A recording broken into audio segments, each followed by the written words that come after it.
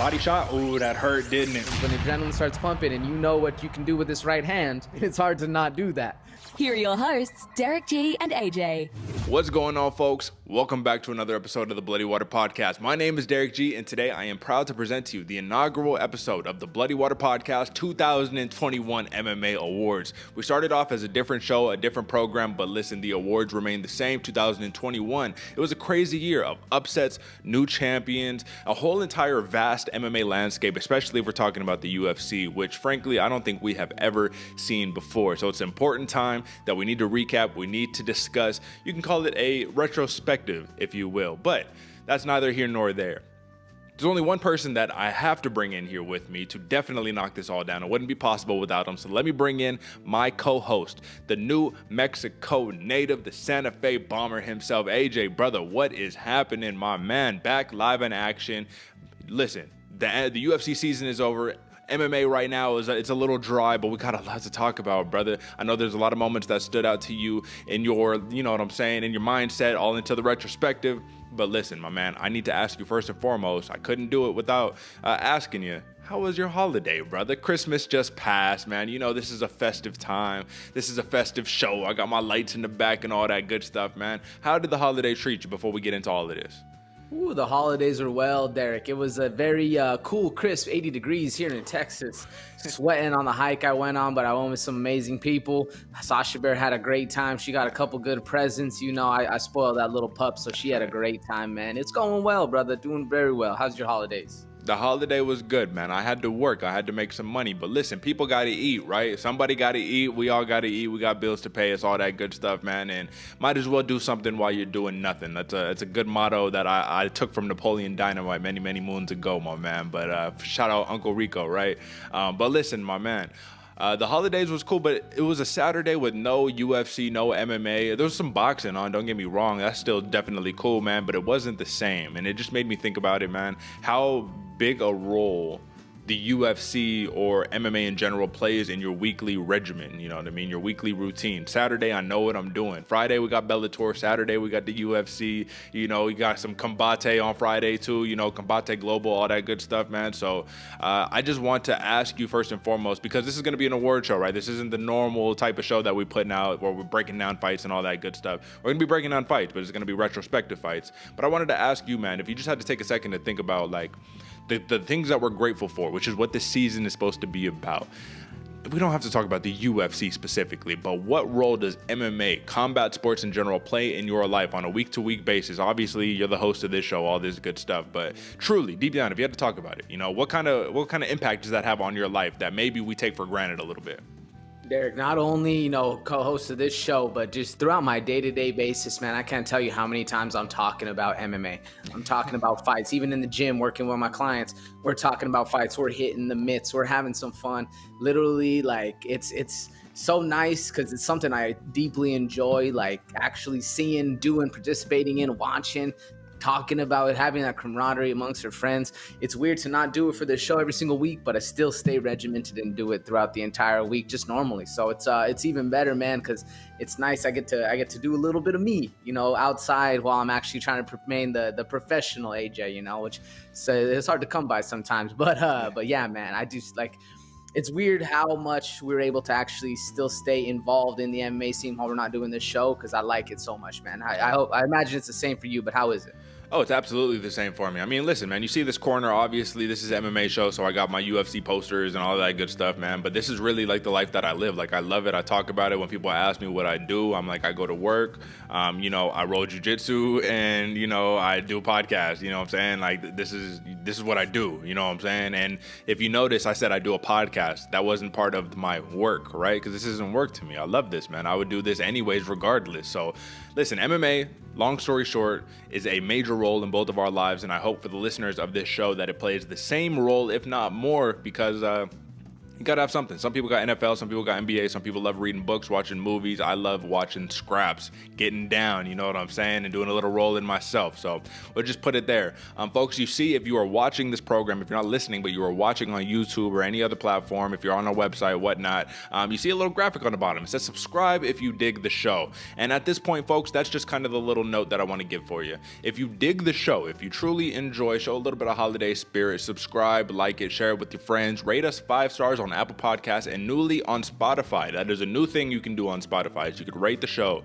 So if you don't mind, rate us 5 stars so more people can see our show. You know, boost us up that SEO, search engine optimization, that I talk about all the time, nerd stuff. We don't need to get into it, but that's neither here nor there. AJ, it's just about time to get into some awards, my man. So I think we need to do this right first. Let's cap off the head-to-head pick'em tournament. We'll officially crown it, all that good stuff. Look, I did it perfectly, right when the music stops, the whole nine. It was almost like it was planned. Come on, what are we talking about?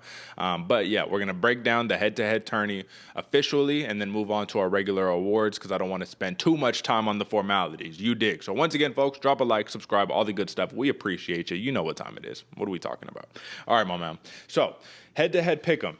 2021 tournament results, folks. Remember that this is over the course of basically 12 months. This is a long time. This is over the course as well of 237 picks, which is a lot of picks. So AJ, your total, your tally is 120 and 117 at a 50.63% clip, which is very impressive if I do say so myself.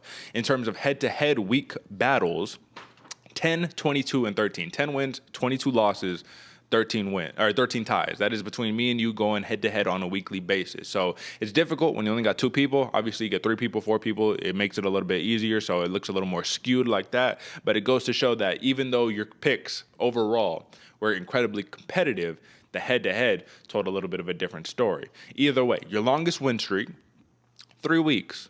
Longest losing streak, 4 weeks times 2. Longest tied streak is 3 weeks. And that's impressive to me because I just want to say, being able to go on a long win streak or on a long losing streak and have a short memory and keep it pushing the next one, like we always talk about, right? Tell me about that a little bit before I continue. Tell me about that short memory mindset that you have to have doing these picks. And I'm talking to you not as, as somebody who's like, oh, I want to be interested because I'm the host and you're the co-host and we're doing this. No, I'm talking as give me your insight as somebody who does this show, as if you were an alien and you know what I'm saying, you knew nothing about it. Give us the inside scoop. You are the pick maker. What kind of mindset do you have to have going into this? Man, I think it's not only just through picking, through normal, through all this and that. Man, I think having that short mindset's what's missing a lot in today's day and age, man. A lot of people dwell on things. They dwell on the bad things that come up, or even they dwell on the good things, and that's all you can think about. That's all you're like just wishing for is that next good thing. You got to have that short-term mindset. Just keep on pushing, keep on grinding. Literally, the next thing that comes is that's it. And then whatever happened in the past, it's in the past already. No reason. You can't go back in time and change it as much as we all wish we could, but it makes us better for the day, man. So as going through this, the biggest thing I always tell myself is just, on to next week. Like whatever happens this week, oh well, it is what it is. Like Matt, like the greatest man, blessed Max Holloway says, it is what it is. Another quote from Jocko, good, good, it happened. Yeah, whatever, you had that 4-week losing streak. All right, good. And now you're on to a winning streak. Let's get it going. I think it's just important to keep that mindset going throughout entirety, man, lifetime, everything that way, so you can stay positive, keep growing.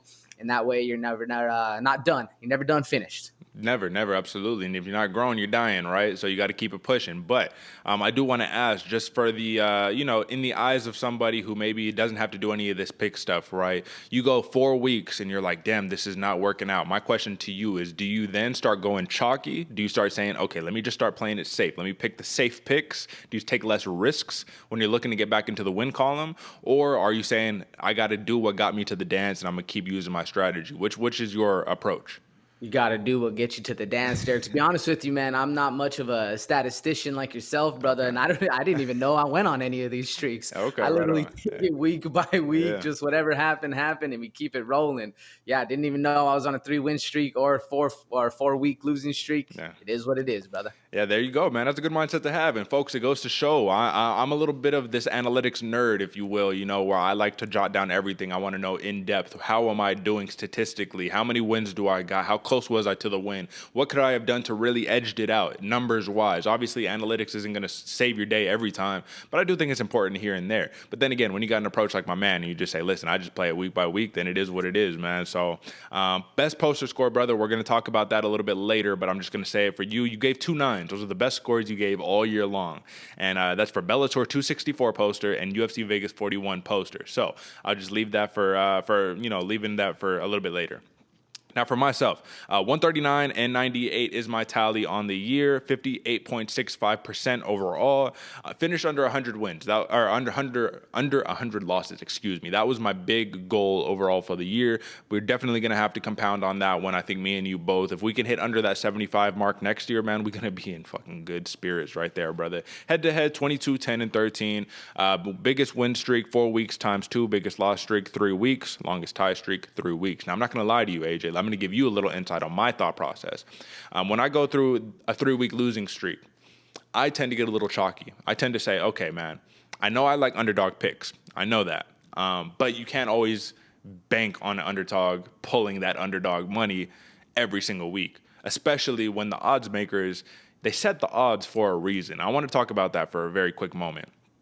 In terms of odds, AJ, I know you generally say I like to wait until, the show happens to really take a look at the odds, but I have a hard time believing you don't come across the odds at some point when you're doing your film study. I'm sure you have to at some point be like, oh, it looks like they're in the favor. I'm going to disregard it, but it looks like they're a favorite or whatever, right? Do you truly not let numbers by the odds makers play any really role into your pick? Or is that I already know my pick, and then I hear the odds, ooh, okay, that's going to sway me a little bit over the top. Like, what is it for you?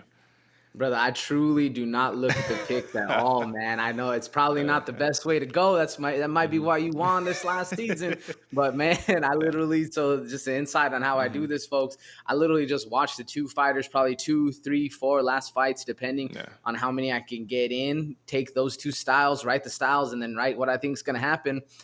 I don't really look at the odds at all. No, listen, man, I respect it because that makes it even more impressive the way that you were able to rack together these win streaks and, even just go over 50%, because I think the odds makers are a very large part, like a very, very large part of what this is in overall. So, listen, man, shout out. Good to know.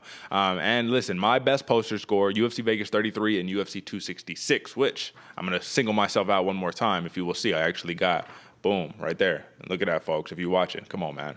It makes sense. It makes my top 10 for a reason, right? Or my number 10 overall. I'll just leave that out there.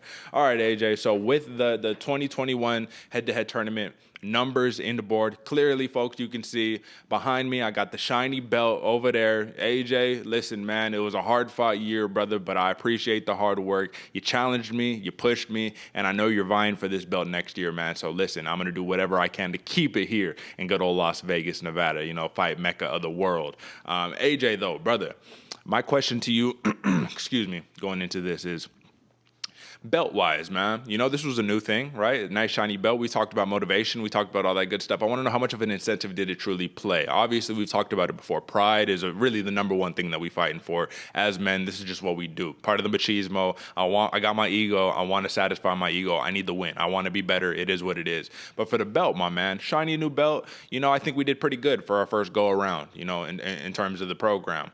Maybe do it bigger and better next year. We'll see what happens, folks. But what do you think overall of the incentive of the belt? Man, that was probably the one thing that made me want to go chalky. More than anything else, I was thinking of my picks, the way I like to roll. But, man, that belt came along, and it's a pretty good, hefty incentive where I was like, man, maybe these picks need to start swinging the other way. There was a point 2 weeks into this last one, the last 2 shows, or 2 weeks of shows, where I was thinking, I was like, I got to do some math to see. I might go completely opposite of Derick's picks. And then it just didn't fold out that way. But, yeah, man, that was probably one of the bigger incentives to actually switch things up, to be honest with you. And, it's funny that you say that because sometimes that is what it comes down to. It says mathematically, where am I at? What do I need to do to get the win? If we have the same picks, I know I can only go so far. So you have to just kind of play that. And that's what kind of messes it up because then you can't go truly in your heart. This is who I think is going to win. So it's tough, but that's part of the competition. That's why I like math. That's why I like all of these things.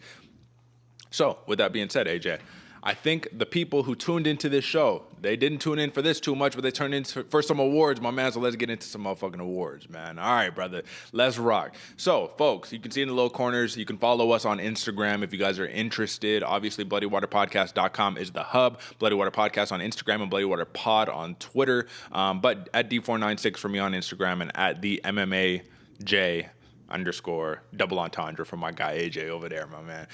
Listen. We're going to talk about 10 different categories today, folks. So let me set the table. We're going to talk about 10 different categories for awards today, and I'm going to actually name them off before we get into them. So we're going to start off with Knockout of the Year, of course. How can you not start off with that? Knockout of the Year, Submission of the Year, Fight of the Year, Best Debut of the Year, Fighter of the Year, which is a award that is going to be obviously unique to this program. We do Fighter of the Night pretty much every week. Fighter of the Year, once again, kind of in that same thread right there. Best Champion of the Year, Biggest Riser of the Year. Another individual podcast award for us is the Bloodiest Water Award, which we'll talk about that in a second.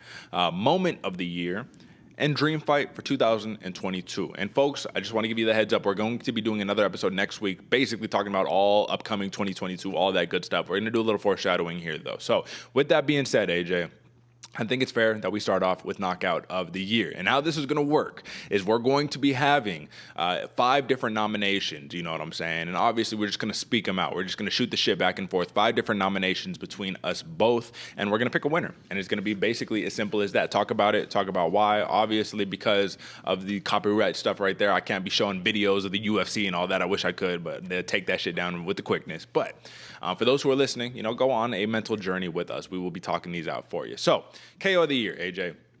We got 5 different nominations. I'll start with my 5, and then you give me your 5. So I'm going to start off with the obvious, the one everyone's talking about. Yuri Prochazka KOs Dominic Reyes, man. It was a second-round knockout, spinning elbow. It was his second UFC fight over there at Reyes versus Prochazka, main event, UFC Fight Night.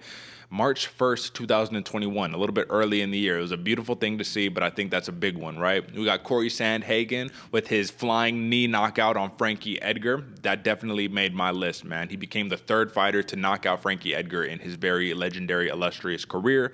The Black Beast, Derrick Lewis, uppercutting Curtis Blades into oblivion. I think people forgot about that one, but that's on the list.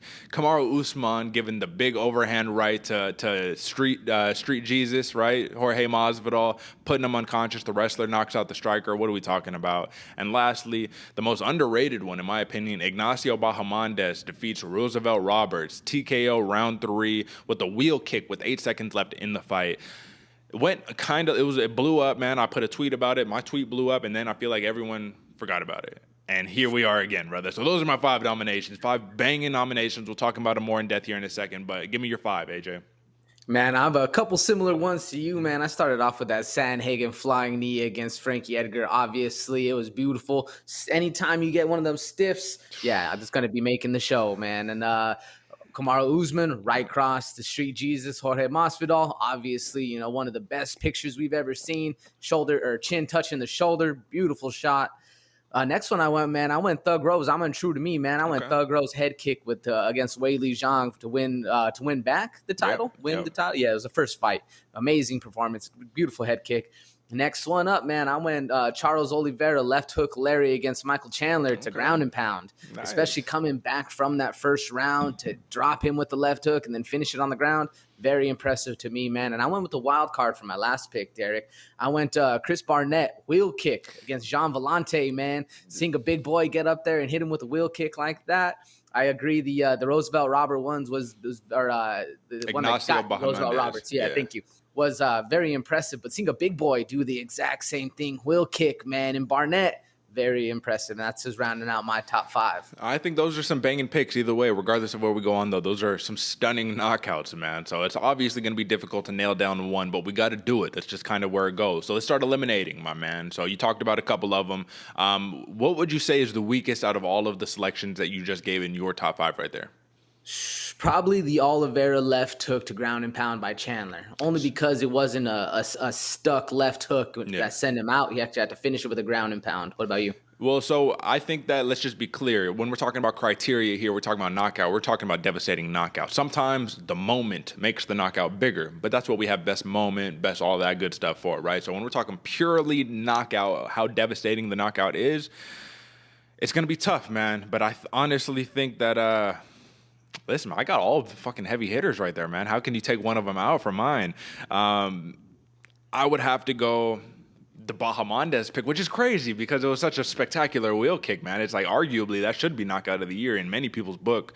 But when we're talking about Usman slumping Jorge Masvidal with the chin on the shoulder, when we're talking about the spinning elbow, those are just, in terms of damage, violence, those are spectacular. So I'll take that one out, my man. So I want to ask you then, what is your most impactful one out of your selection, out of your 5? What do you think is the most impactful knockout? What is the one that really stood out to you the most that said, God damn it, this is knockout of the year, my man? Not just implications, but devastating violence-wise. Man, I think it has to be. I'm torn between two. I'm torn between two, to be honest. I'm torn between the Usman versus the Rose Namajunas one, but I think it has to be the Usman right cross, dude, against Jorge Masvidal, just for maintaining the belt. Coming in, he had the first fight against Masvidal where, he took it to the distance, came back to prove. The wrestler gets the striking. Done. Absolutely brutal KO. Amazing picture.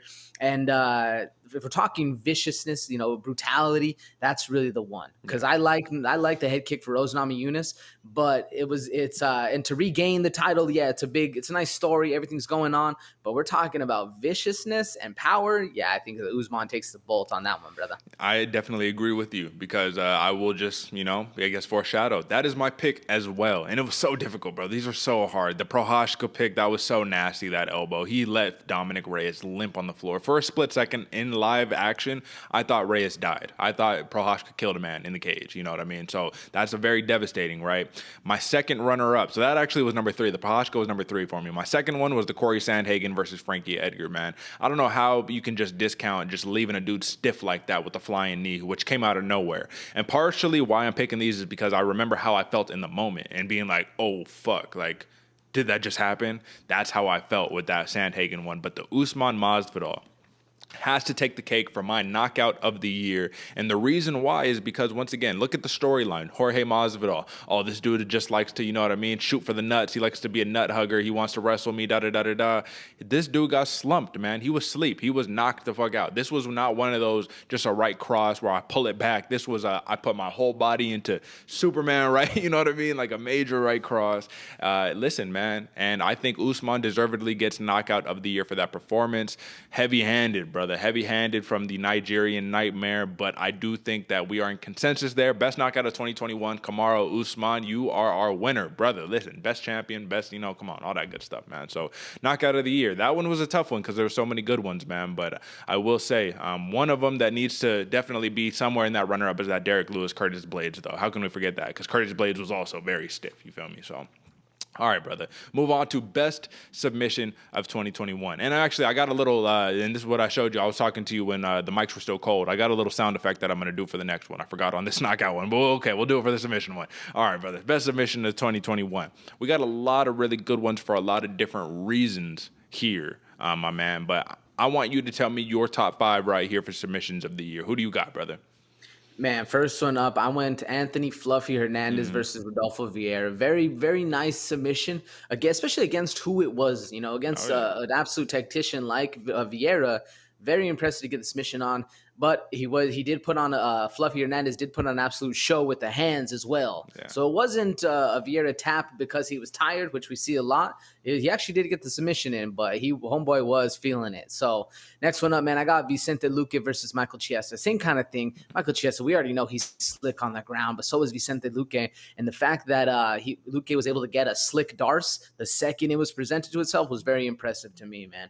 Next one up, Andre Muniz versus Jacare Souza. The inverted arm bar to the break. Absolutely disgusting. You saw, if you ever want to hear, folks, you ever want to hear a nasty break, go tune into that fight. Listen in closely. It sounds like a wooden bat hitting I don't even know, man. It sounded absolutely horrible. Just a nasty pop.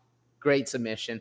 Next one up, man, Khamzat Chimaev versus Li Jingliang. Rear naked choke submission round 1. dominating, man. And anytime that a fighter can put the other fighter to sleep, credit to both of them, because that's very difficult to do. Is very difficult to not just tap and actually go to sleep. Impressive by Chimaev. Next one up, man, I got Mateusz Gamrot versus Jeremy Stephens with the Kimura submission round 1. The fact that Mateusz Gamrot can turn a Kimura attempt into his own Kimura submission was super impressive to me, even if we don't think of Jeremy Stephens as the slickest on the ground. Still a very impressive acumen, very impressive finish for Mateusz Gamrot. Yeah. What about you, Derick? Well, those are some really good picks. And I just want to give you this just because we've been getting a little something in the comment section, man. So Mateusz Gamrot. I guess that is how we say it. A bunch of different pronunciations, but I guess this is the one. So I guess his name is Matthew in like Polish. So like Mateusz Gamrot. That's the new way that we rocking for the gamer, the Polish legend right there. Those are some good picks, though, man. All of those were really, really good. And I had a lot of those were basically the same. But I do have, there's one of them that you're missing that I think that a lot of people just forgot about because it happened, it feels like so long ago, right? So listen, man, I got the Fluffy Hernandez over Rodolfo Vieira win as well. Listen, this was an Armin guillotine. This was nasty. He got Vieira really exhausted and then choked him out. And that's part of the name of the game. You got to be ready for it, right? Especially if you're a jiu-jitsu player, man. You go hard rounds. You should be ready for that still. However, this was a decorated jiu-jitsu champion with over 10 jiu-jitsu championships to his name. So that's what makes it so impressive, especially for a dude who nobody thought was going to win. Simple as that, right? Andre Muniz versus Jacare Souza. You talked about the arm break. Nothing more needs to be said. It's nasty. You could go listen to it for yourself, folks. Tom Aspinall versus Andrei Arlovsky for the reason that he becomes the second man to submit Andrei Arlovsky in his 50 professional MMA fights. He joins Josh Barnett in that honor. I got the Khamzat Chimaev over the Leech Li Jingliang, and that one was less for the choke as it was for the pure domination overall. So while it makes the list, I don't know if it's going to win it for me. I got Mateusz Gamrot over Jeremy Stephens Kimura. Obviously, good stuff, right? But last one, so I threw in an extra one. I broke the rule. I threw in an extra one here. Brandon Moreno defeats Davison Figueiredo versus rear naked choke to win the championship, my man. He put to sleep the boogeyman of the division. This is something that the first one was a draw. A lot of people thought in the rematch, oh, Figgy's just going to knock him out. Dude gets choked out. I'm just saying. So with that being said, my man, without spending too much time on it, take out the weakest one out of all of those, and then we'll talk about the winner. So what is the weakest one out of your top 5? This is hard, man. I think the weakest one is probably that Khamzat Chimaev versus Li Jingliang. Very dominant, but it just that was kind of what we were expecting. Yeah. So it wasn't the most or surprising or exciting or anything. It was just a very dominating win for Khamzat Chimaev, which still credit to his own book. But yeah, that's my weakest one. What about you? Yeah, and I would say the same for me, except I'm actually going to go for Mateusz Gamrot. And the reason why is because on Jeremy Stephens, was it an impressive submission? Was it like a very solid UFC fighter in his own right? Yes, but Jeremy Stephens was on a big losing streak. You know, the win doesn't really look as good. You come over to dude who has been submitted and knocked out a bunch recently. It's a big win, but this is a dude who, you know, gets big wins. He got a bigger knockout win in his last fight prior to the submission. So it was a good Kimura win, but I do think that even Chimaev's was a little more devastating of a submission than that Kimura. Either way, we'll remove those ones from the batch, and let's talk about the winner, AJ. There's a couple different ways you can go. There's a very chalky way you can go, or you can go for a little bit of a different route. But for most devastating submission, best submission of 2021, who you got? Man, wait, before you do it. All right.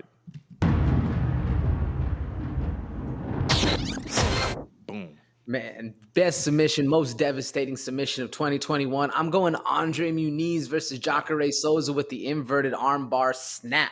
It wasn't even a break. It's a snap. You can literally hear that pop. It freaked DC out so much he didn't want to look at the monitors. He took his headphones off. Joe Rogan was clowning him, saying DC took his headphones off. Yeah, it was great, folks. Go check this one out. It is absolutely disgusting. If you're a fan of that stuff, man, watch this one back 3 times. Yeah, it was a rough one. Derick, what about you, man? Well, listen, I already named the criteria, and criteria is most devastating, most violent submission that we have. I got to give it to Andre Muniz over Jacare Souza as well. So, you know, listen, folks, this is what we do here.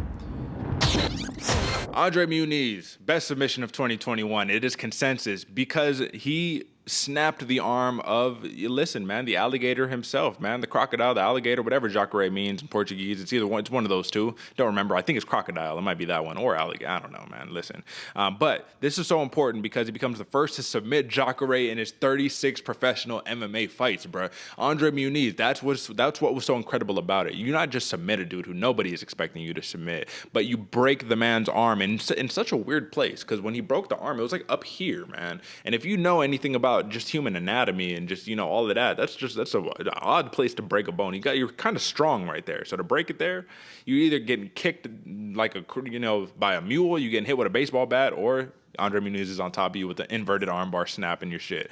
But I will just say my runner-up, if you have a runner-up, let me know. My runner-up was Brandon Moreno, Assassin Babies, his submission over Davison Figueiredo, simply because of the moment, right? You win the championship. This is something that not a lot of people are expecting you to do. It was very devastating in its own right. And I don't think that this one counts, man. But do you remember Davison Figueiredo when he choked out Joseph Benavidez, man? Had that dude just like slumped over. Like it was a very, very alarming situation for him. I don't think that was 2021, but if it was, it would have been mine, number one. So do you have a runner-up for that one? Yeah, man, my runner-up was Vicente Luque versus Michael Chiesa. Just how quick he was able to snatch up that Darce choke on him. Yeah. Early round one, very impressive for Luque, especially against a very dominating grappler like Michael Chiesa, man. Yeah. I forget the gym he fights out of, Thug Jitsu. Is that what it's called? Sig Jitsu. There we go. Yeah, man, Sig Jitsu. He's decorated over there. Yeah. Decorated on the mats, but Vicente Luque turned it around like that. But still, not as devastating as that arm break. I'm just curious. Does it mean anything to you that didn't make my list at all? I feel like it's one of the ones that Vicente Luque, man, just gets overlooked. Yeah, it's like, true. He just obviously overlooked all the time. And I was just going through. I don't even think a lot of this I took. I was looking at the Tapologies. I was looking at the MMA junkies. All these lists. He was a bottom list of a lot of these picks, man. So Yeah, it's Luque, one of those. not getting the respect, bro. Listen, it's one of those where, I think that if he becomes a champion, it's going to be like a Charles Oliveira, where it's like he's been doing this for so long, but just people refuse to recognize him. But, okay, best submission of 2021 is in. Now it's time for the best fight, AJ, of 2021. And you want to talk about so many different ways you can go. Obviously, it's going to be hard to really describe it because it's a fight, man. This is supposed to be competitive matchups. These are supposed to be back and forth things, not Max Holloway versus Calvin Kattar like we saw on Fight Island in January. That was ass whooping of the year right there. That was not necessarily fight of the year. Even Chandler versus Gaethje. Some people have literally given that fight of the year, but when you look at it, it's just Gaethje whooping Chandler's ass for basically 3 rounds. So this is one of those situations where you can really choose whatever you want to choose, obviously, but the criteria should go very competitive back and forth matchup that basically had a lot of adversity. Because AJ, I'm going to be honest with you, my winner is going to break my rule just a little bit, my man. But it's because it was still back and forth in the craziness. So let's just name off a couple, my man. I don't know how many that you have, if you have 5 or whatever, you know what I mean? But just name off a couple fights that you think make fight of the year contention. Man, well, kind of let the cat out of the bag a little bit, because those are just 2 of the fights that you just talked about that in my mind made me think like, oh, that was a great fight. But then I rewatched him, and you're right. It was an absolute show by Max Holloway.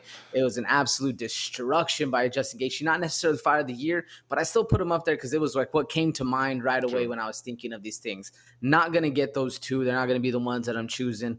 But those are the first 2 that came to mind when I thought of fight of the year. Maybe just because I'm a little biased to Holloway. Same thing with Gaethje. Love the fighters. But still put them up there. Not necessarily the best way to go about this one. Next one up, man. I actually chose the Reyes versus Prochazka fight.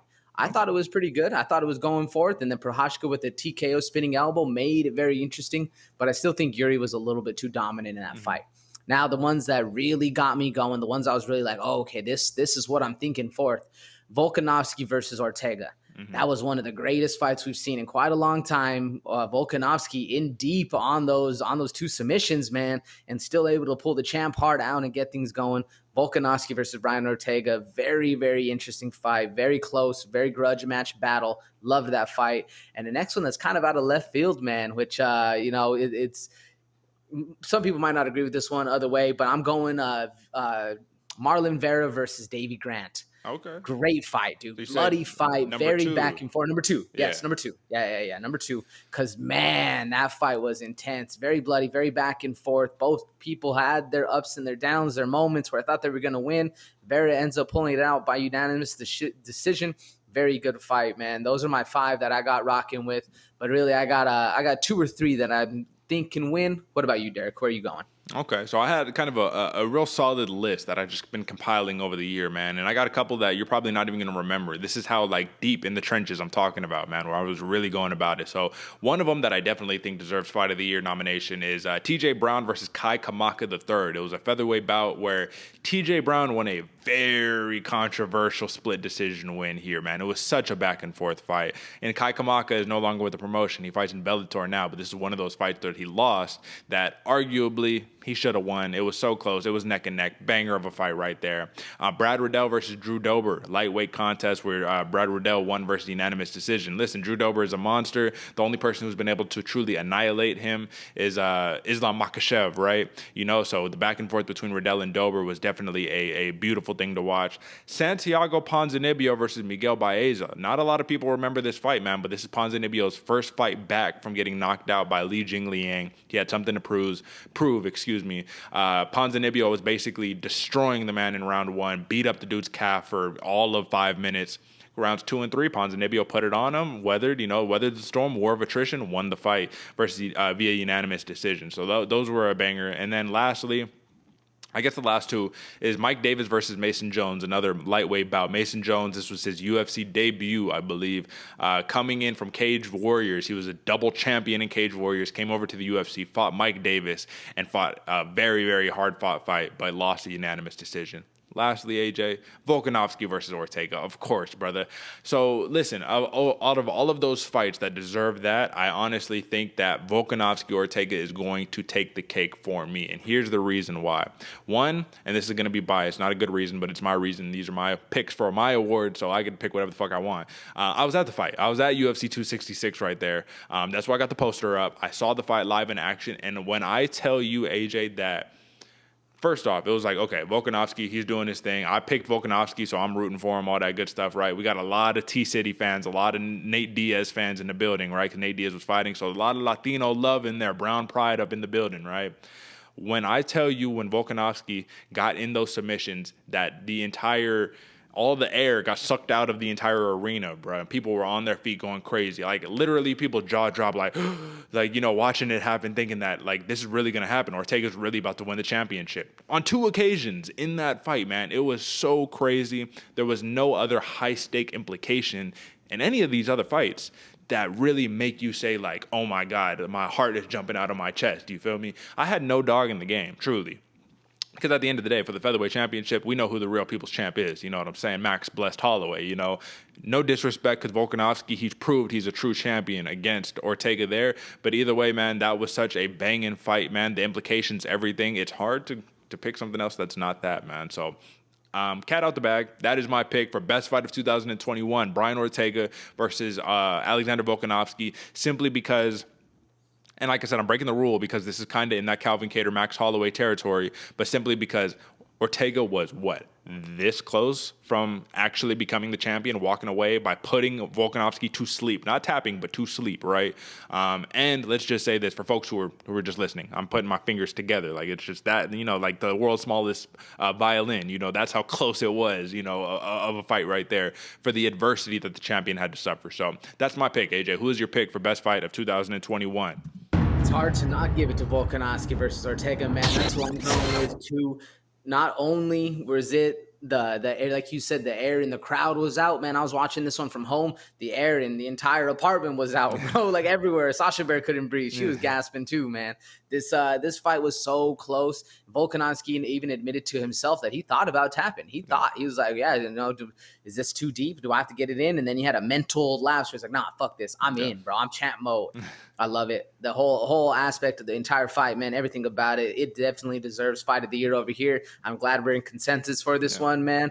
Volkanovski versus Brian Ortega was a great fight. Absolutely, man. And I think that's going to go down on one. It's going to be playing on UFC Fight Pass for many years to come, man, where people are talking about gritting out in a very, very hard fought win. So that's best fight of 2021 right there, folks. All right, now we move on to the best debut of 2021. There's a lot of debuts that took place this year, my man. There's a lot of fresh talent in the UFC right now. You can name a couple of the big ones, right? Michael Chandler is one of the big ones. You know, you could talk about Alex Paeta. He just made his debut. This is the dude who knocked out Israel Adesanya. Paddy Pimblett, that was a very hype-worthy one right there. But there's a lot of different ways you can go about that, and for different reasons, my man. So I'll go with my list right here. So I got Michael Chandler, of course. That's easy. That's on everybody's list. Michael Chandler comes in. He's former Bellator champion, makes his UFC debut, knocked out Dan Hooker in a round. Come on. Alex Paeta, that's on the list too, with his flying knee knockout of Andreas Michailidis. That was a very good win.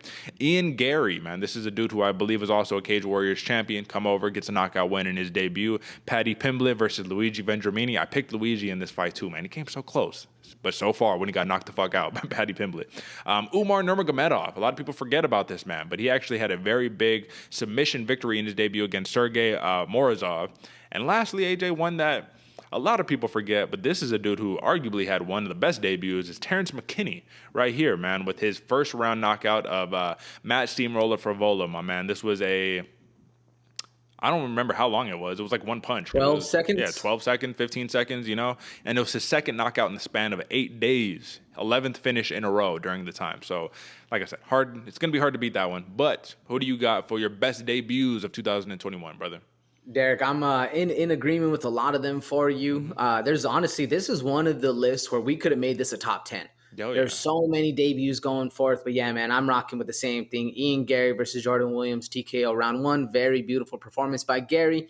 Paddy Pimblett versus Luigi Vendramini, same thing. You know, Paddy Pimblett came in talking the smack, almost got beat up, and then, you know, turned it around and absolutely put it to Vendramini. One that you didn't have up there, man, Chris Curtis. You caught a little flack from homeboy over there, but man, Chris Curtis against Phil Hawes, to do that to Megatron Hawes, I had to show the respect to the homie again. Chris Curtis absolutely put it to him. Again, Terrence McKinney, everybody, I agree with you. I feel like they forgot about that one, but in order to steamroll Matt Favola, woo, man, very impressive fight. And then lastly, Michael Chandler versus Dan Hooker.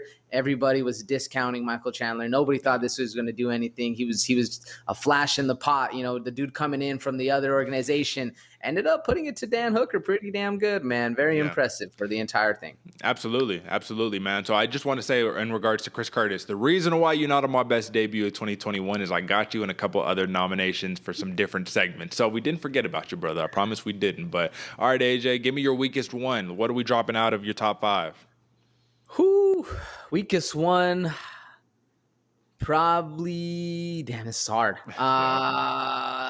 Probably Ian Gary. Yeah, I feel like it was a very impressive win. He just didn't have enough weight behind him. Not too many people knew about him. He was more of a sleeper pick than anything. So I'm going Ian Gary. What about you? It's interesting that we're in consensus on that one because I feel the same way. I think Ian Gary is probably the least deserving, especially because he was a submission guy who comes in, gets the knockout. Totally cool. Counter right knockout over Jordan Williams, who is a tweener. You know, he's a tweener dude, welterweight, middleweight. But all these other ones, man, were so devastating that I think that it's not saying that it's a bad thing. You still made the top, you know what I mean? 5, 6 debuts of all of the debuts overall, you know, so I still think it's very impressive. But all right, AJ, now it's time. Give me your pick. Wait for the drum roll on it, though. All right, brother, who you got? Man, my best debut of 2021, Derek. I'm going Terrence McKinney versus Steamroller Matt Favola, TKO round 1. The fact that I don't know if it was 12 seconds, but it was something along those lines. Beautiful straight right down the pipe, man. In order to do that to the Steamroller, super impressive, especially like you said, coming off, this is his second knockout in 8 days, getting his debut to the UFC, the big lights, and he shows up. How can you not ask for a better debut than that, man? Unfortunately for him, though, he blew his ACL right after, so that moment almost overshadows his amazing performance, but either way, very beautiful debut while the in between the buzzers, if you will. Yeah, man, so you know what, man, and I'm going to go chalky here because I got the same pick, Terrence McKinney. I kind of laid it out in the beginning. So for all of those reasons that you said, yes, Terrence McKinney, he is the best debut of 2021 for me, so I'll make it official. T-Rex, Terrence McKinney, what else can you say, my man? When you're delivering devastating knockouts time and time and time again, especially on the biggest of stages, my man, there's nothing more you can really ask for. But I do have a runner-up that I need to talk about, and it's Paddy the Baddy Pimblett, man. You cannot overlook what he did, because he talked all that talk, like you said, man. He suffered adversity, stormed back, and got the knockout win. And when he put it on, There was no coming back from that. So it was so impressive. It was so close to being so embarrassing and having to eat his words. But listen, man, when you in there and you making it happen, those are some of the battles that you have to fight inside of that cage in order to get the dub. So I don't want to discount that one, but I feel like Terrence McKinney's debut was so stunning. Nothing could have beaten that. It doesn't matter how good you were. Nothing could have beaten that. With all the context surrounding it, come on, what are we talking about? All right, man.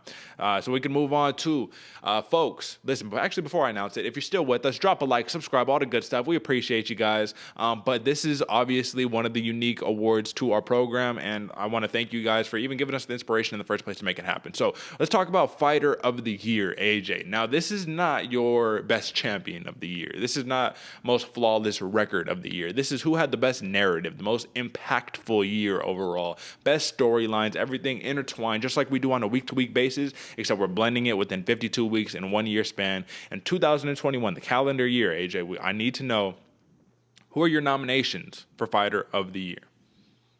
Man, this was a lot harder than I was thinking it was going to be, man. There's a lot of things I was going through, putting up. Like, yeah, obviously a lot of champions made this list. A lot of people who are going where they've had a big rise are on this list. But this was a little difficult for me, man, to be honest with you. First one up, I got Kamaru Usman. Obviously, headed to that GOAT status. He was 3-0 in 2021, 3 title defenses. It's hard to beat that. Like, that's a pretty high stat, man. You defended your title 3 times, 3-0 in 2021 in 170 pounds. Pretty crazy, man. Next one up, Juliana Pena. The biggest upset. This one is the one where she's 2-0. It's 2-0 in 2021. Very impressive for herself. Defeated the GOAT, Amanda Nunes. Pretty big year for her, if not the biggest year she's ever had, right? Next up, man, hard to deny, hard to forget about Islam Makhachev, bro. He absolutely stormed onto the scene. A lot of people, and unfortunately for him, his English is getting better. Yeah. So a lot of other people had to hype this dude up. So it almost felt forced. It felt like they were trying to force this man into the limelight, but he showed up, man. 3-0 in 2021, dominations in all of his fights, capped off by submissions. He doesn't just leave it to the judges. He'll beat you up, put that backpack on you, and then submit you and make you tap and go home to mama. Dude has a very dominating style. Next one up, one I think a lot of people forgot about, man, Marina Rodriguez. Marina Rodriguez stormed onto the scene in 2021. She's been working her way up, 3-0 in 2021, a killer's row of who she's been facing. Very impressive by Marina Rodriguez. And then last one up, Cyril Gane, man, 3-0 in 2021, interim heavyweight championship, kind of put it on, the new style of heavyweight we're seeing come in, might be the new generation of fighters. We've had a lot of the other fighters even say, like, it's going to be X, Y, and Z, and Cyril Gane in there for a long time. Very impressive performance by him all 2021.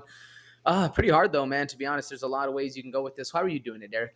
Well, I had a lot of the same similar ones, but, just a couple different ones that you didn't have. So, obviously, Cyril Gane, you know what I mean? Of course, became the interim heavyweight championship. He's fighting for the title next. Made easy work of Derrick Lewis. That's not an easy thing to do by any stretch of the imagination. Kamaru Usman, title defense is 3-0, all the good stuff. Knocked out Jorge Masvidal. What are we talking about?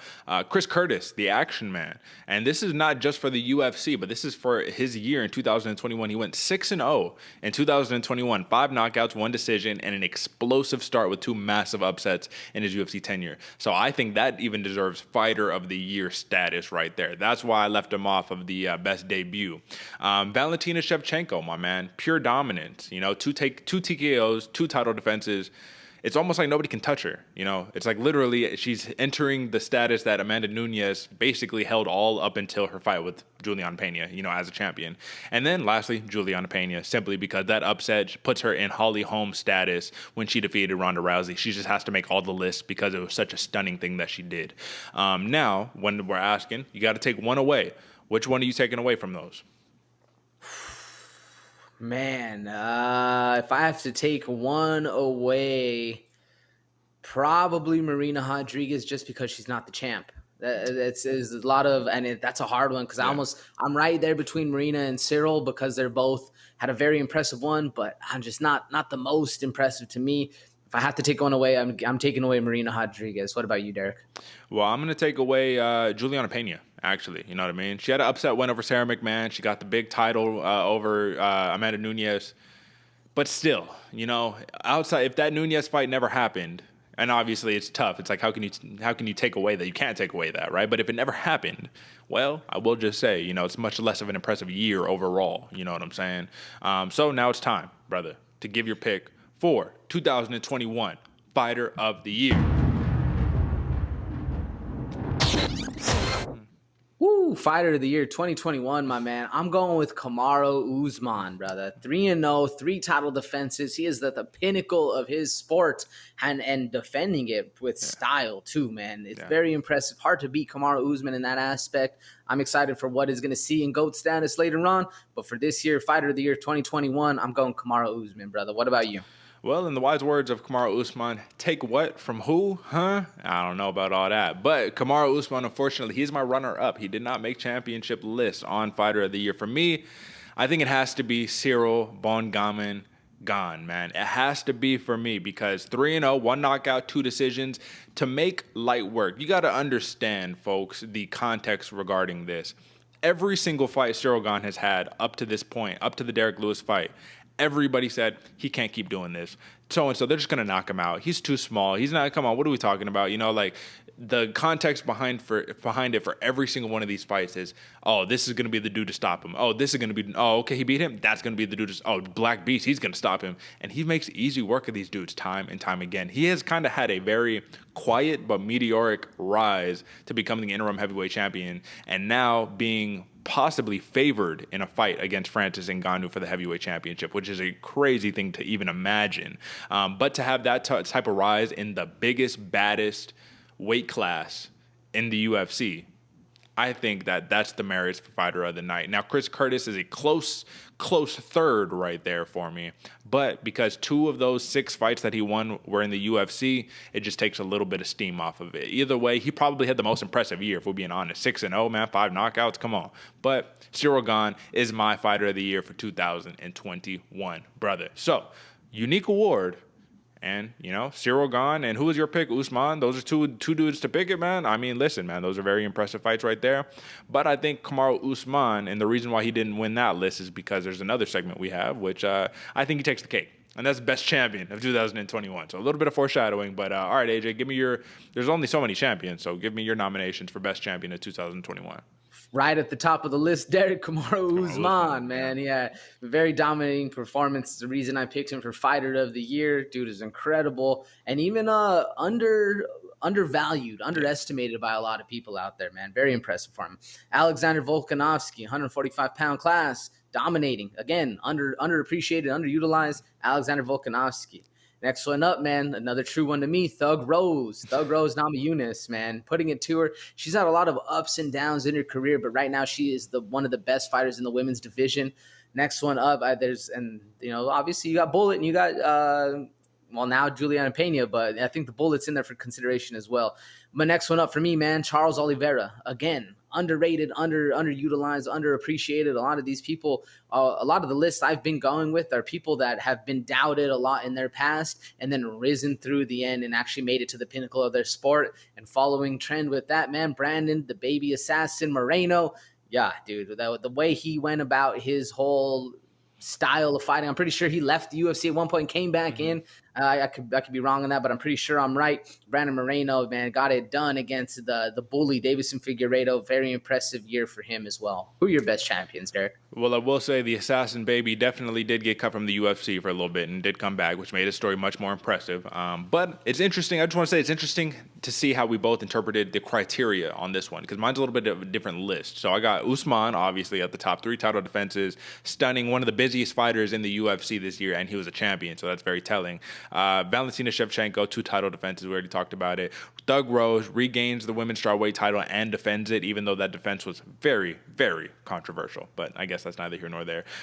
Israel Adesanya, he's up there. Only had one fight this year, so one title defense. Or he had 2 fights. He lost against Jan Blachowicz for the light heavyweight. So 1-1, one title defense. And then Volkanovski, 1-0, one title defense. So as much as these guys are great champions and all that, man, you got to be busy. You got to do something this year. Not just what you've done in the past, but what do you do this year? And for that reason, AJ, it looks like my champion of the year is Kamaru Usman. Easy, hands down, busiest, most impressive. We take him for granted. This is going to be one of those fighters who I think it's kind of going to be like one of the John Joneses, where it's just like, damn, like you remember when John Jones was just killing it and he was just doing all this stuff, and when it gets taken away due to, you know, outside extracurriculars or whatever the case may be, it kind of makes you think, damn, I wish I would have focused in on that, leaned in a little bit more, really appreciated it, right? So I got Usman, but for you, brother, who is your best champion of 2021? Wait for the drum roll.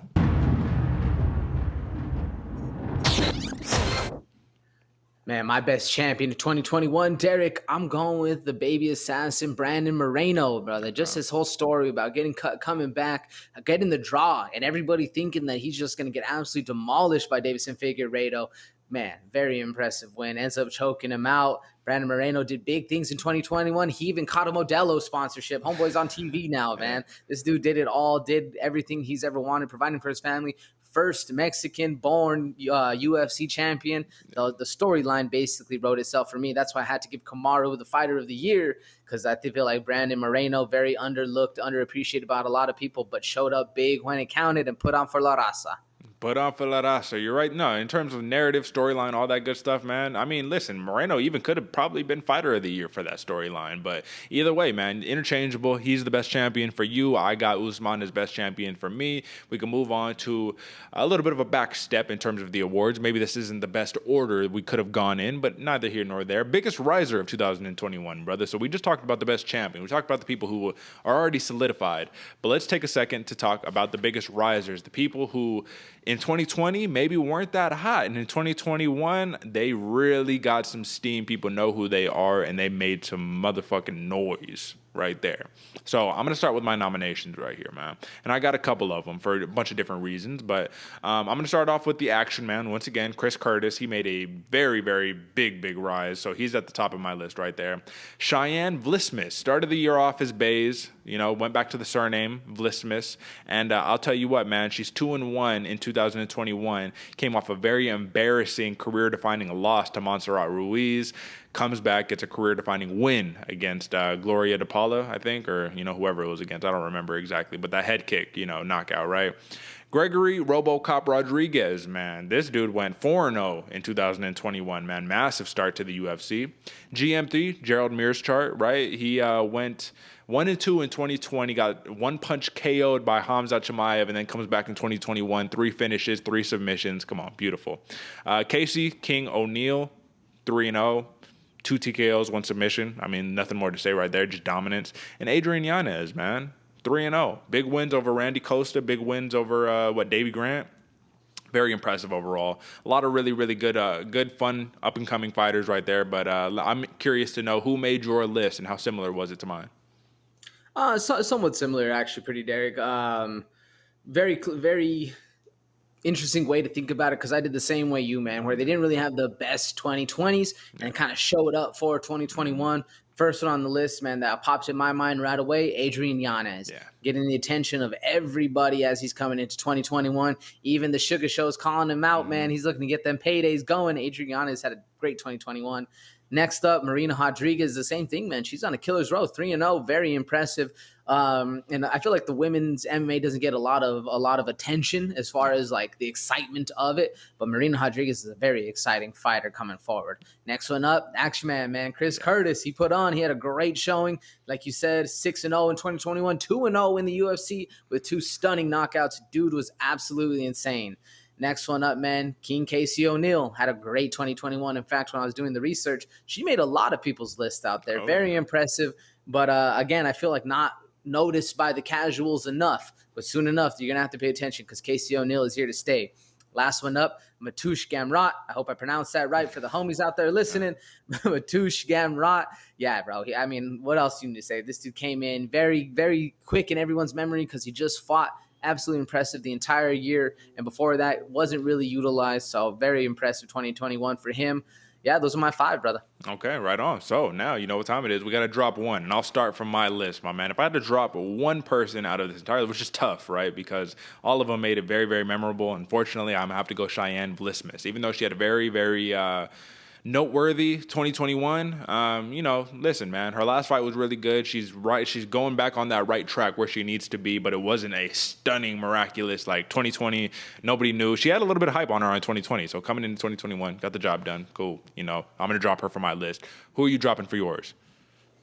Man, I gotta drop the homie, man, Matusha Gamrot. Yeah. He's done a lot. He's very much there, but I feel like there's a lot of other people who had a bigger rise. Yeah. And it just might be because we have that recency bias in our minds that I'm thinking like, he's a little more recent in the end of 2021, but he was doing it, I believe, in March, April, around there too. So he's been doing it all year, but I gotta drop him. Okay, right on, man. Now it's time for the pick. So listen, man, a lot of ways you can go. But I got to go with the RoboCop Gregory Rodriguez, brother. This is one of the most dominating athletes in 2021. Scary man who I definitely think is going to be a champion in his division, middleweight division. Imagine a fight versus him in Stylebender, once Rodriguez polishes up just a little bit more, man. Come on. Dude is amazing on the ground. He's amazing on the feet. His strength is ridiculous. 4-0, 3 knockouts, 1 decision, blasted onto the middleweight scene. I don't know what else there is to say about him, but just know if you don't think he's going to be a champion, well, I'll take you up on that bet all day long because I do think he is definitely going to be holding gold around his waist, shoulder, whatever the case may be in the very near future, maybe a year or two. We'll see what happens. AJ, wait for the drum roll, but who is your biggest riser of 2021? My biggest riser for 2021, Derick, I'm going Adrian Yanez for the same thing. You don't think this dude's going to have gold around his waist? Very much I'll take you up on that bet because this dude is easily going there. Like I said, when you get the attention of the stars, of the Sean O'Malley's, of the Conor McGregor's, of these people that don't even need to fight for belts, they just got to fight for some money, for the space on the card. That's when you started to make it, man. Adrian Yanez even had one of the best call outs of Sean O'Malley where Sean said something about him and then he's like, yo, at me next time, bro. You too scared to at me. Adrian Yanez is a lot of the upper echelon of the divisions shaking in their boots, man. And I'm excited to see where he goes for 2022. Adrian Yanez, you're my biggest riser of 2021. Very impressive year, my man. Right on. Let's not forget, man, that's H-Town on Yanez right there, man. So they come with a little different attitude, you know what I'm saying? And all right, brother, we move on to another individual award, or I guess an individual to this program, the Bloodiest Water Award for 2021. So, AJ, my man, I don't know if I remember even talking about this in the beginning of the show, but this was up for interpretation on where we wanted to go here. There was no very clear criteria necessarily. It was more of how do you think it's going to go, where do you think it's going to go, who's the grittiest, who's the nastiest, who's the bloodiest, right? This is the Bloodiest Water Award, so you got to make it count. And I would like you to start. I only have 3 nominations for mine because this one is very tough for me to nail down, but I want you to give me a couple nominations. And what was your criteria going into this award? Yeah, man, this one, I liked this one because this one caused a little bit more brain power. But what I've noticed on this show, what we talk about all the time, is that grit, is that determination, is that can't hurt me mentality that you got to bring forth to everything you do in the life, man. And that's one of the big things that I saw going into this what's the word I'm looking for? Like award or this category. So first one up, man, I got Corey Sandhagen. This is down to fight whoever, whenever, has a heart of steel, chin of granite, devastating hands. This dude can get done in many different places. Corey Sandhagen had an amazing 2021, but he's Sandhagen himself a lot of the time. So it's hard to give it to the man because as amazing and as great as he is, I feel like there's others out there that did it a little bit better. Next up, Davy Grant, the dangerous one, man. Davy Grant. You want to talk about a dude who's down for a scrap. You call up Davy Grant, he'll always have your back. He's down to swing with the best of them. Doesn't matter the weight class he's in. Doesn't matter how bloody it gets. Davy Grant's there to swing, man. Next up, Jimmy Crute. You can't discount a man for his heart when he's shooting on he probably tore his ACL. He's busted his whole knee up because he had the drop foot and he shot 2 different takedowns on Lionheart Smith. Yeah. Impressive. And even to take down Lionheart's very impressive on its own. Nonetheless, when you have drop foot, most people would quit. Most people would stop and just lay back and let it happen. Not Jimmy Crute, man. Very much a dog in there. Next one up, same thing a little bit, man. Michael Chandler. You go from handling all the adversity, all the shit talk, all the stuff that people don't really doubt you or don't believe the hype, and then come in and actually put it to people, show the hype is real. Michael Chandler, you did real well in the last one up. An absolute dog then in the fight, man. A lot of these people forget about the train, man. Nate Landwehr, this dude. You want to talk about a scrapper. You want to talk about somebody who's in it for the kill. Nate Landwehr is an absolute dog in the fight. I'm excited to see where his future goes in the UFC. Those are my Bloodiest Water nominations, Derick. What about you? Okay, so it's very interesting because I took a very different approach to the criteria on this award. My criteria was tailored a little bit towards who was really bloody this year, who fought through the bloodiness, win or loss. It doesn't matter, whether you won, whether you lost, you fought through a nasty cut, you fought through all of this stuff, man. You showed your determination because it's easy once you start feeling that blood trickle down, your head starts pumping to be like, all right, I need to find the easy way out. It's a difficult thing to suffer through the adversity and lose, especially when it's a unanimous decision loss where you're getting the brakes beat off of you. It's tough to do that, man. And I think that you deserve an award to be able to go through something like that and not quit, because we do not reward quitters on this program. So my 3 nominations are Tafon Nchukwi. So Tafon the Don, man, this is a dude who he was, coming in, big tank. And he fought Jun Young Park, man, at UFC Vegas 26 and took a beating, brother, in his majority loss to Jun Young Park. Face covered. It was a crimson mask, man. It was nasty. And it was one of those demoralizing losses because it was his first loss in his career. But he ate through it. He walked through the adversity. He took the loss on the chin, came back, and starched his opponent in his next fight. So I think you deserve a little something for that. So Tafon Nchukwi is one of them. Jared Vandera against Justin Tafa at UFC Vegas 27. I don't know if you remember, he suffered a nasty cut on his temple. It was leaking out, but he was in a bloodbath war against Justin Tafa, the bad man that just gave Harry Huntsucker a nasty shin to the face through the guard that put the man out. But he suffered a very bad cut and fought through for a unanimous decision win. And lastly, AJ, I got to go with Jessica Evil Eye, man. Listen, she got a very nasty coin slot on her forehead when she fought Jennifer Maia. And listen, we're going to be talking about that again in just a couple seconds. I'll foreshadow a little bit. But I will just say, for her to take the amount of fights that she's had, the losses, the wins that she's had, to have that coin slot on your forehead, blood is just leaking, draining out of your face, and you're still walking forward game as ever, man. Come on, Jessica Eye, you definitely up there for you. So first off, AJ, before we announce the award, you got to drop one. So who are you dropping from this list? I think if I got to drop one, man, it has to be Michael Chandler. Gotcha. It's just nothing against the man. It's just there's so many others out there that are absolute dogs in the fight that kept going through that adversity. And I think Michael Chandler just is one of the ones that's number 5. That's it. Okay. Yeah. No, I hear you. And that's not a bad thing, right? And, I only have 3, so it's a lot harder for mine. But I think I'm going to drop Tafon Nchukwi on this one, man. I think, he suffered through a nasty cut, but you got to do a little bit more than that to really win the award, my man. So I'm going to have you go. Wait for the drum roll. But who is your winner of Bloodiest Water Award for 2021?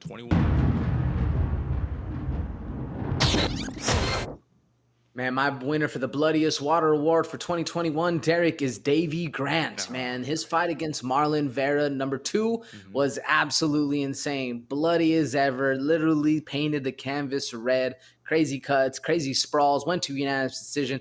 Absolutely impressive fight. And anytime you want to see a Davy Grant fight, you're going to see some blood. You're going to see a lot of sweat, a lot of up and down. It's going to be a grimy fight. It's going to be very entertaining. Yeah. That's why I made Davy Grant the Bloodiest Water Award winner for 2021. Yeah. Very impressive, my man. What about you? Well, listen, his nickname is the Dangerous One for a reason, right? So shout out to Davy Grant for winning that award. But I'm going to give it to, or let me do the drum roll myself. I'm going to give it the Bloodiest Water Award for 2021. Jessica Evil Eye. She gets it for me, my man. Fighting through that cut is one of the nastiest things I've seen all year long, brother. Listen, I'm sure she felt that thing. There's no way you couldn't feel a whole entire slot on your forehead. People done memed it up a whole bunch. But when I show you the picture in a little bit, folks, you're going to be like, holy shit, I can't believe she did fight through that and didn't even wince. Didn't even make it seem like it was a thing, man. There's some people, you get a little cut on you and they start making a big deal out of it. Oh my God, I can't. Listen, man, she's like, what? We fighting, bro. But she got beat up by a grappler too. So I guess that wasn't too too high. But either way, Jessica Evil Eye, you are my winner for the Bloodiest Water Award of 2021. Congratulations to you. And AJ, we will conclude our awards, our primary awards. We have 2 more categories after this, but we will conclude with the moment of the year. So this is one of those situations right here, my man, where these are just moments that happen. We've talked about a lot of them throughout our categories already, obviously 10 categories, all that good stuff. But this can be wherever you want to take it, man. What moment just really stood out to you over the course of 2021? It's December right now, man. This is after Christmas that we're recording this. So it goes to show that if there's a moment that stood out to you that you still remember, it's probably pretty fucking impactful, right? So what is your nominations for moment of the year? Let's just talk them through real fast. Man, first one up, I have to go back to that Jacare snap, man, by Andre Muniz. Absolutely impressive. Just hearing it was all just one of the most not disturbing but memorable snaps you'll ever hear in the octagon. Next up, how can you not remember Pena versus Nunez? Easy layup right there. I mean, biggest moment of her entire life. Shocking for everybody. Next one up for me, man. Y'all know I'm a Thug Rose believer over here. I'm going Thug Rose head kick against Weili Zhang. Very impressive. She was in there saying, I'm the best fighter in the world. Proved to be true. Next up for me, man, Glover Teixeira wins a light heavyweight gold. You got to give it to the old Glover, man. Homeboy did his thing, submitting Jan Blachowicz. And, yeah, man, proved that the ageless wonders are still a thing out there. You can't count out those crafty veterans.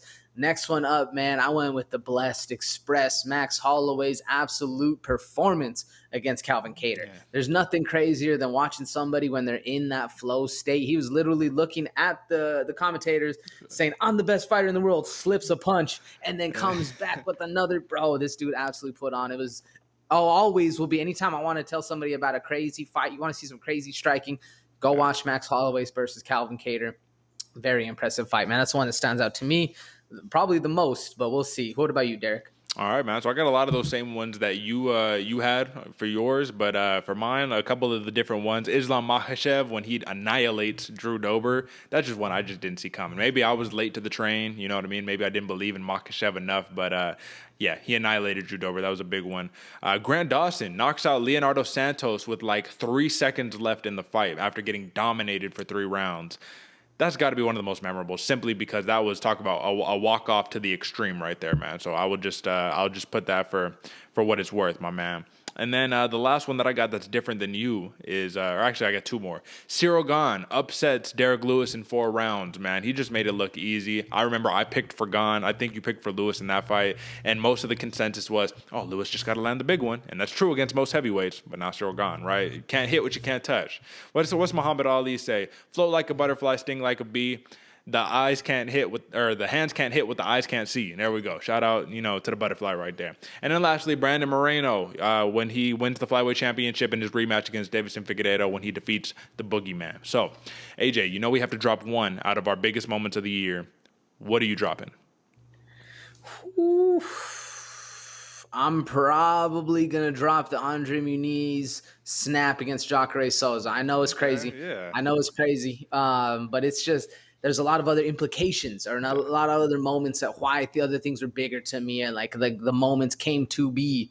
So that's why I'm dropping that one. Very impressive win, though. I mean, either way. But what about you? I'll be dropping Islam Makhachev over Drew Dober. It was very dominating, but it wasn't like the biggest thing of the year, man. It was just very big moment. I will always remember that one. I'll be like, God damn, that was devastating. That was my indication of, okay, this dude is legit. Like, legit. You feel me? But, okay, if we're talking about the actual award, brother, it's time to do it.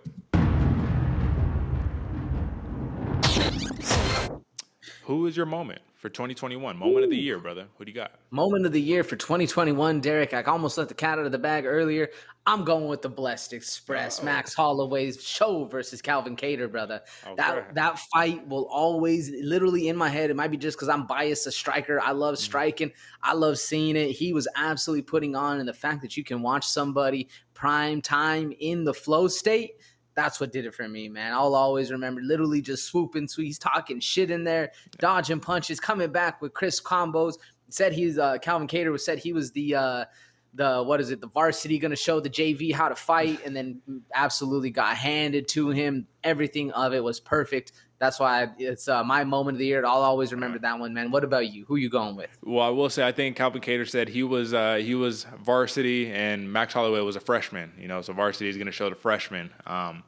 But I will say, man, folks, if you're watching, you saw the utter shock on my face when AJ announced his pick, because I was not expecting that. I thought we'd be in consensus.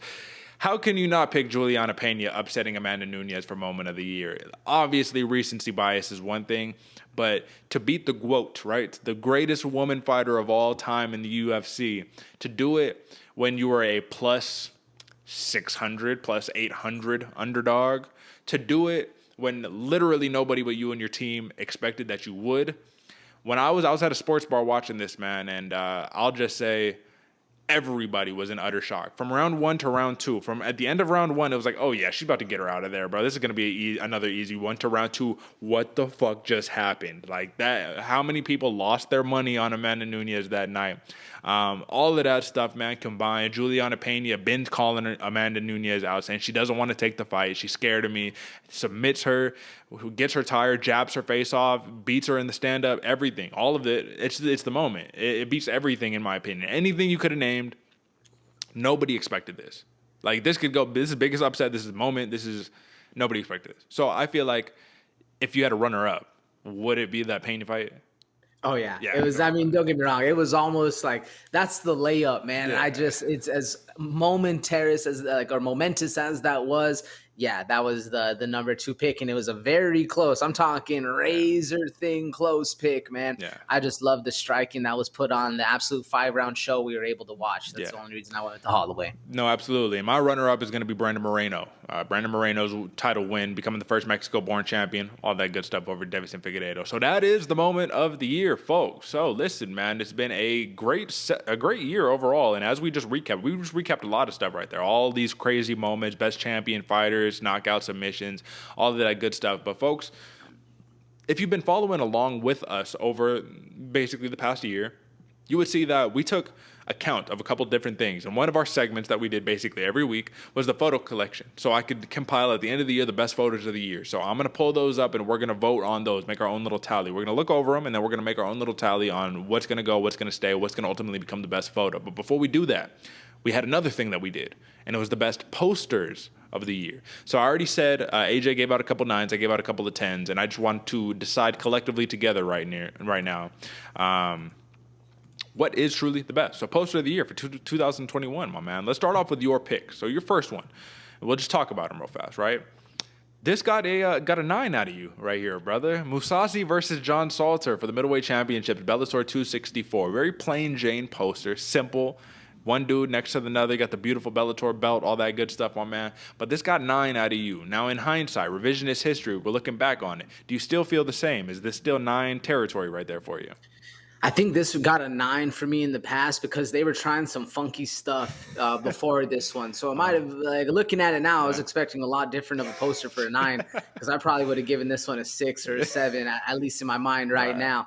But if I remember correctly, all the posters headed up were doing some funky stuff. So if I remember correctly, I gave this one a 9 because it's classic. Yeah. It's the black, it's the white, it's the two dudes fighting. They're both looking like they're ready to scrap. Mousasi a little more than Salter. This is a big fight going forward, man. So yeah, I'm a revisionist history. Little. There was probably some bias going into my pick before as to why I chose this one a 9, but I still like it for how clean it looks. It looks like one of the you always talk about the days when we were in Portland. You see all the poles with all the ripped off posters and whatnot. It kind of has that same look on the top and the bottom of the white. I like this one too, but if I was to give it right now, man, I'd probably go around a 7-ish. And folks, if you're listening to what AJ's saying, he's referring to like telephone poles that you'll have like band posters on, and they get ripped off of, or rains and all that stuff. It gets this like kind of faded, worn effect on it, So all right on. So that was your first 9, and I'm gonna go with my first 10. Hall versus Strickland right here, my man. UFC Fight Night 194. To me, I don't know how you can beat this. This is still, even looking back on it now, I'm like, oh my God, this is a beautiful poster right here. The vintage look, you know what I mean? You got Uriah Hall on top. Strickland, he doesn't really look too interested, like he wants to be there. So, it doesn't look too game, but just the way that the font is, how it's expanding taller to smaller and all that, the red, the white, it just feels so vintage, so classic to me. This is still a 10. I'd give it 11 if I could, but this is a 10, hands down to me. What do you think about this one? I like this one, man. This one could be a movie poster. Yeah, Like it yeah. literally could be like you see this one in the movies, you get excited to go watch this one. I do like it. Okay, so we had to pick between, and I'll just put one over here, and I will bring this one up, and I'll put this over here. Well, all right, what are we picking, man? Left or right? Are we going Hall Strickland or Musasi Salter? Easy money. We're going Hall Strickland over there, brother. All right, brother. So we'll put that back, and then we will, move on to the next two. So your second 9 is actually a really good one, man. This is Costa versus Vettori right here, my man.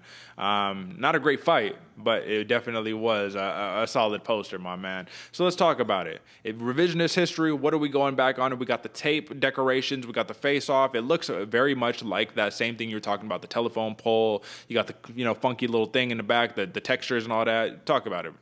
Yeah, I still like this one a lot, man. You got the topographic map in the back showing the terrain. You got those two facing off. Again, all the stickers ripped off. There's multiple layers to this poster. Yeah. I like this one a lot, man. I'm still going a 9 with this one. I really like it. The tilted font makes it look like it's multiple things all going at once, kind of coming together. Very impressive. I'm still going with the 9 on this one. Okay, right on. And then I'll go with my second 10, and this is the classic UFC 266, the Vegas in the background, Volkanovski, Ortega. You got the champs, Volkanovski, Ortega, and Shevchenko Murphy. You got Diaz, Lawler. You got a whole bunch of different colors. Like I said, Vegas in the background. This feels like a Las Vegas poster to me. This feels Vegas to me, And once again, I'm still going 10. It's nice enough to where I got it hung up right here on the wall next to me, you know what I'm saying? So I still think it's a 10, brother.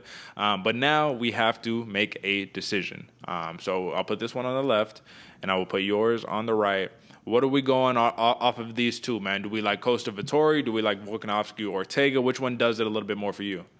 As much as I like the Costa Vettori poster, I like the style of it. I love the topographical map, all this stuff, the rip-offs. I like it a lot. I think the Volkanovski Ortega poster, the UFC 266, with how many fights are on that card, the Vegas, the colors, the everything in the background. I think it just has a little bit more weight to it. A little bit more emphasis on what's important in this fight. And I think this one takes the book for me, man. What about you? Yeah, I'd have to agree with you right there, man. I do think this is one of the best that the UFC has put in so far. So with that being said, it looks like both of yours are out of contention for our best posters, but we're going to make a decision right now because now it's between these two, both of the ones that I picked, and one of them has to win out. And honestly, I really like both of them, so it's going to be tough. So we'll move them both side to side. Hall and Strickland versus Volkanovski versus Ortega, my man. We have to go neck and neck on these ones. Which one does it for you? Which one can you claim to be the best poster for the UFC, or I guess in MMA, I suppose? We're not counting Ryzen because Ryzen has the best posters, but which one takes the cake on this one for best poster of the year 2021? Man, it's hard because I like the UFC 266 poster a lot. I like the color schemes. I like how they're mixing it up a little bit. You got the Vegas in the background, all of the 3 fighters. So if anytime there's a Diaz on the card, everyone's going to get hyped up. I really like that Hall Strickland poster, man. Like I said, I feel like this one can be in the movies. It's literally old school. This feels like one of those like one of those old school put 'em up kind of fight movies you'd see where you know what I'm talking about. I don't remember the name of it, but either way, it still looks like this is a classic one. You'd see this one up almost like a Muhammad Ali poster, like those kind of style of fights, man. I got to go with the Hall Strickland. Yeah. Talk myself into it. No, and believe it or not, man, I feel actually the same way, man. So I do agree. This is reminiscent of old school boxing posters to me for Hall and Strickland. Very fundamental, simple. There's a lot of stuff going on in this UFC 266 one, but this Hall Strickland one, simple, big font. And I think that takes the cake for poster of the year, folks. So if you're listening, obviously, folks, try to tune into the YouTube show so you can actually see the posters. But if not, you could look at Hall versus Strickland. It's UFC something. UFC Fight Night 194 or something like that. UFC Vegas 33 or something. But Hall versus Strickland, middleweight bout, July 31st, man. That is the poster of the year. So, folks, clearly, as you can tell now, we do these things for a reason. We wrote all these numbers down for a reason. It wasn't just for fun. That is your poster of the year. All right, my man. And then we're moving into actually the last award of the year of the show, and that is Photo of the Year, brother. So, let's start it off, my man. We got a couple of them that we need to go through, and one of them that's going to stand out above the rest, probably off the bat, is Yuri Prochazka versus Dominic Reyes. Devastating spinning elbow, my man.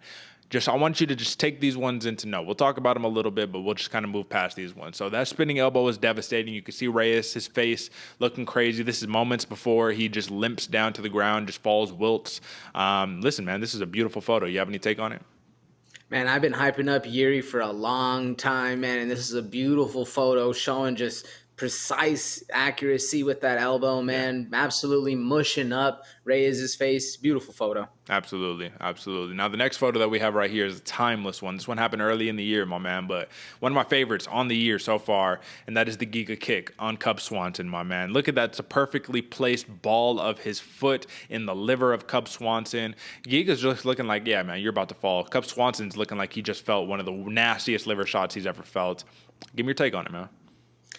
Cub Swanson trying to block it up high. Little does he know, Giga's going for that liver, full extension.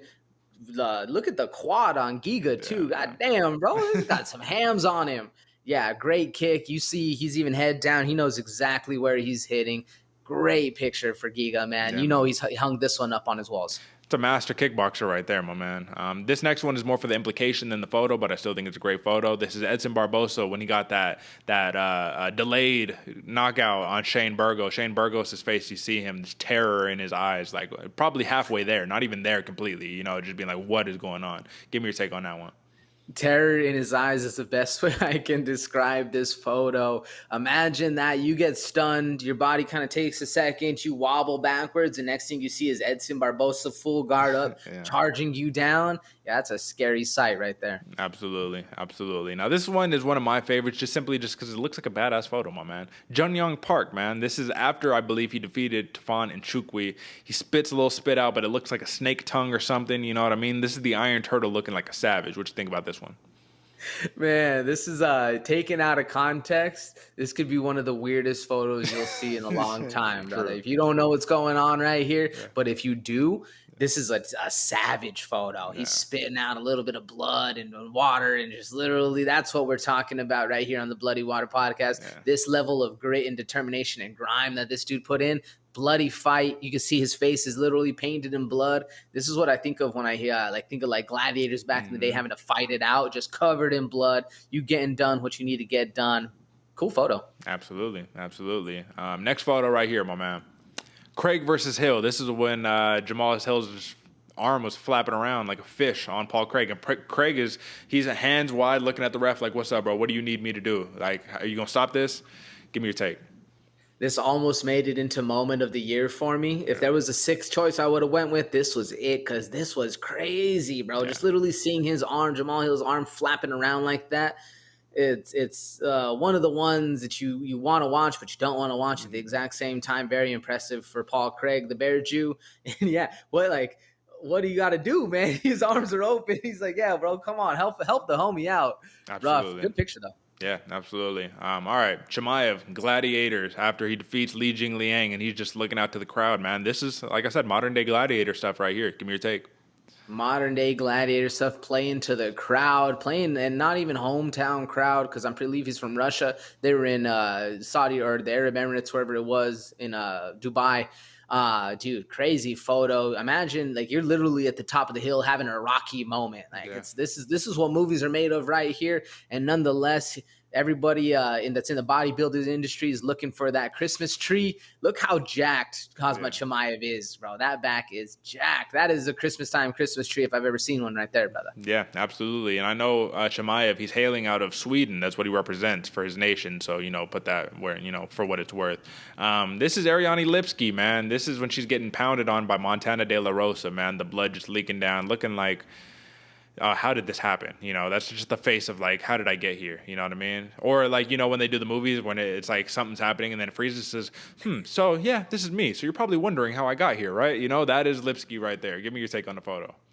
Man, grimacing photo. I don't know if that's her finger trying to wipe blood out of her eye or the opponent's finger just getting close by, but you can just see the blood trickling down. And I like the composition of this one. The lighting was perfect. Yeah, right. Talking about aesthetically right there, pleasing. Yeah, no, and I do believe that is Lipsky's finger in her own eye. So a little foreshadowing, AJ, but this is the photo I was talking about earlier, and this is why Jessica I got my Bloodiest Water Award for the year. Look at that face, bro. Look at that. Let me pull it bigger for the folks in the back. Bro, face smashed, forehead slit open, blood spraying everywhere. Look at the blood droplets. Look at the viscosity. Look at the fist straight in the face. This is a beautiful photo, in my opinion. I know how sick that might sound, but this is a beautiful photo. What do you think about that? This is a beautiful photo. Look at the blood spurting from that coin slot in her head. Also, the fact that she's eating a jab so hard that her skull's going back, but her skin is still in the same position it was.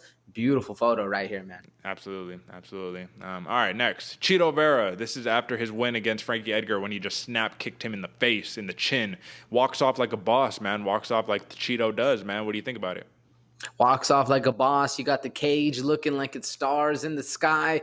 Good photo, man. And like I said, this is one of those Rocky moments where your hands are up, pointing to the crowd. Yeah, this is a cool one. Absolutely. And this next one, man, this always did a little something for me, man. I really enjoy this next one. Jordan Wright, he bows after knocking out Jamie Pickett. Listen, man, to me, it's the most respectful and disrespectful thing you could do at the same time. You know what I'm saying? So what do you think about this one?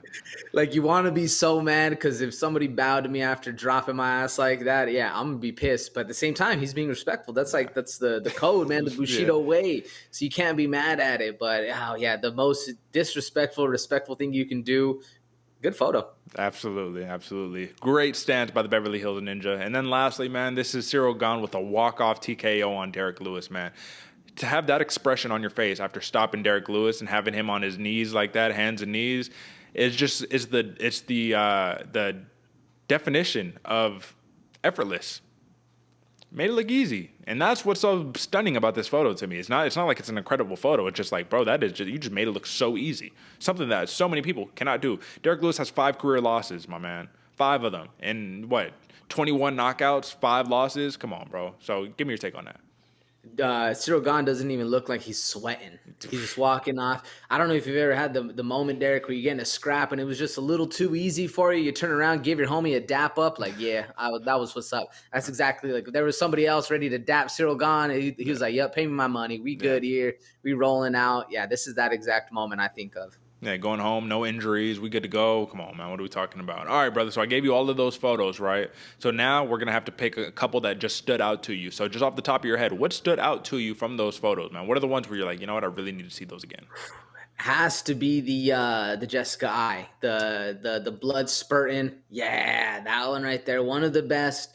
Next one up, Khamzat Chimaev with the Rocky moment. In front of the crowd, screaming, everybody's screaming over there.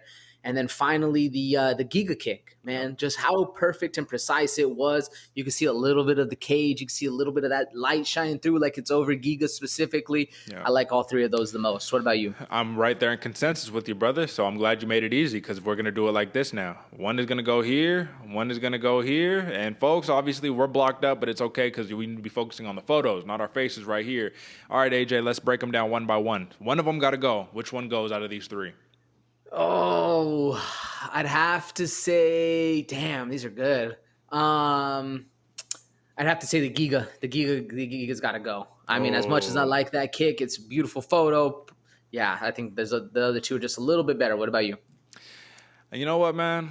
I'll go with you on that one. There's something about the Khamzat one that it's just visceral. You know what I mean? It sparks something in you. You say, oh, my Lord, like what is happening here, man? Gladiator, dude. So then that leaves us with 2, brother. You got Jessica Eye or you got Khamzat Chimaev with the Gladiator. What wins photo of the year for 2021? Yeah, man, there's something, like you said, visceral about that. Like, he's literally full stand. He's not slipping on the cage. And they're letting him enjoy his moments, screaming. Like I said, it's like Rocky, bro. It's literally like a movie out there watching him win. But I think what does it for me is the blood spurting out of Jessica Eye, man. Literally face crushed in. This is the moment you want to see. Just it's not sweat. It's blood coming, bro. This is what we want. This is a beautiful photo.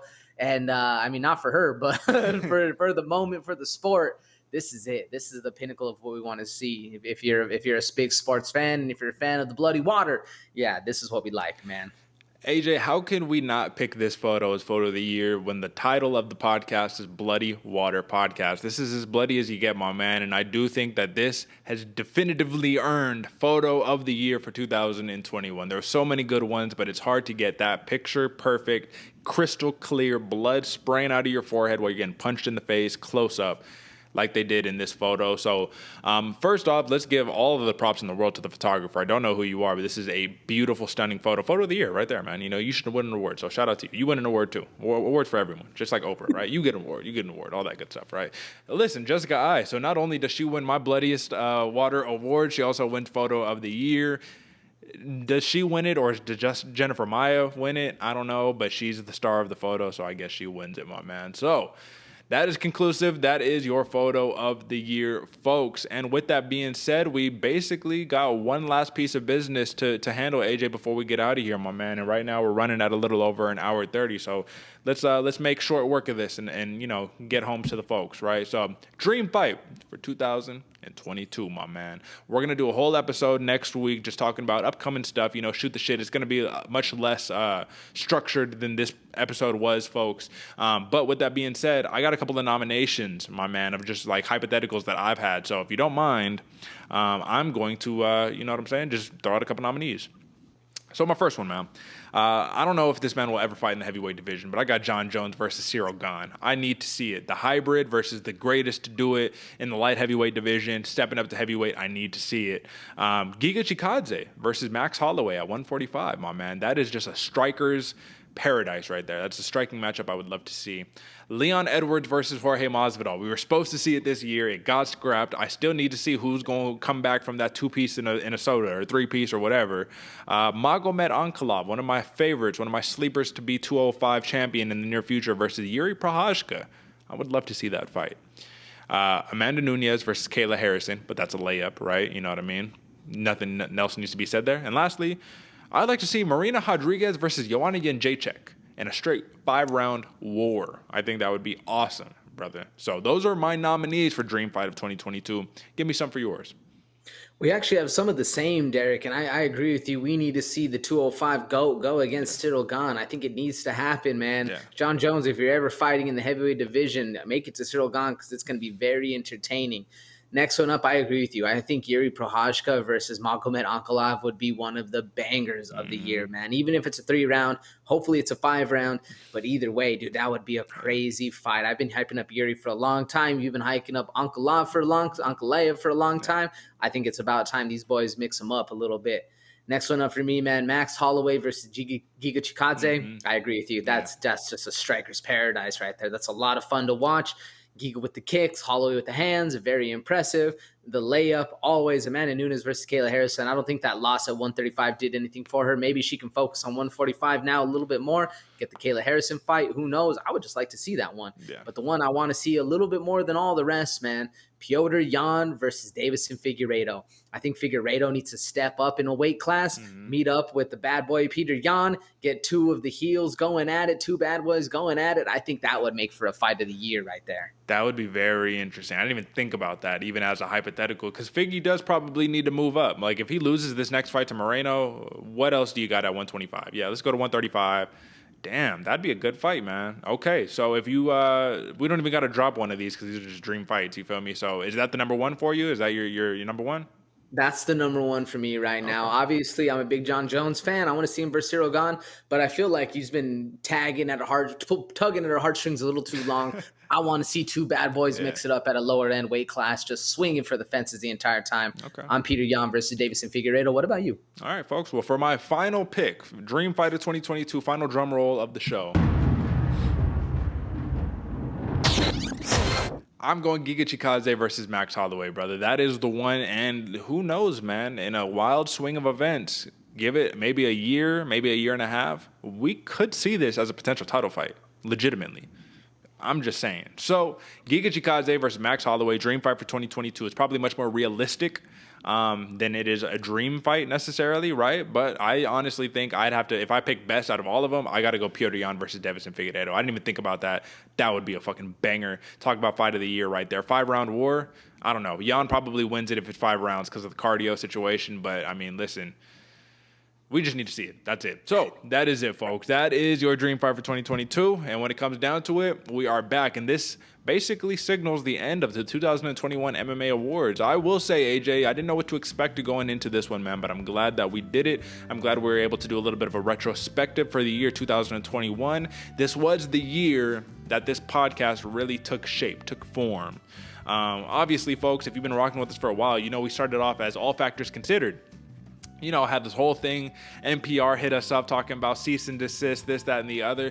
You get noticed by a big major platform like that. It's nothing but good things. So that's how we interpreted it, right? We said, okay, you know what, man?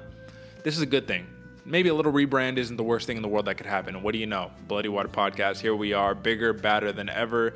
About 320 subscribers right now, folks. So we appreciate you guys. But clearly, you see the graphic at the bottom. And if you're listening, it says subscribe if you dig the show. That is all we are asking. If you dig it, subscribe, man. We're not asking too much. Show a little love for the holidays. Rate us 5 stars on Apple Podcasts and Spotify, wherever you get the podcast at. AJ, give me some final words for the MMA award show and just the year in totality before we're back next week, which will, if I do remember correctly, if my math is right, will be 2022, brother. So give me your take. Yeah, man. I honestly didn't know what to expect going into this show right here. A lot of fun. Good to look back at things, man. Good to see things from a different perspective.